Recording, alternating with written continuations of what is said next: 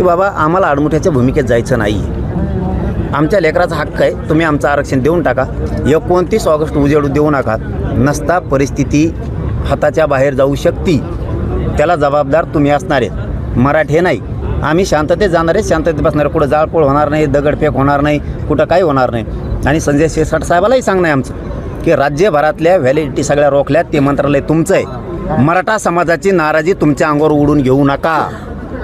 तुमचं मंत्रालय आहे, तुमच्या मंत्रालयाकडून माझ्या पोरांचे ॲडमिशनं कॅन्सल व्हायला लागलेत. कुणी इंजिनिअरिंगमध्ये गेलं, कुणी MBBSमध्ये गेलं, कुणी ॲडमिशनं घेतलेत, उच्च शिक्षणाला घेतलेत, माध्यमिकला घेतलेत. त्यामुळं अशा प्रॉब्लेम यायला लागलेत की व्हॅलिडिटी न दिल्यामुळं ॲडमिशन रद्द व्हायला लागलेत आणि मग त्या पोरांचं वाटोळं व्हायला लागलं. हे द्यायला लागलेत व्हॅलिडिटी, पण ॲडमिशन हुकल्यावर किंवा नोकरी हुकल्यावर हे काम शिरसाट साहेब तुम्ही होऊ देऊ नका. आणखीन वेळ तुमच्या हातातली गेलेली नाही.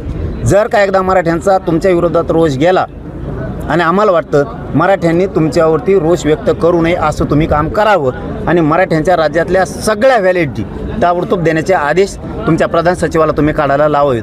नसता येणारा काळ मराठेसुद्धा तुमच्यावरती 100% खूप मोठा रोष व्यक्त करणार आहे.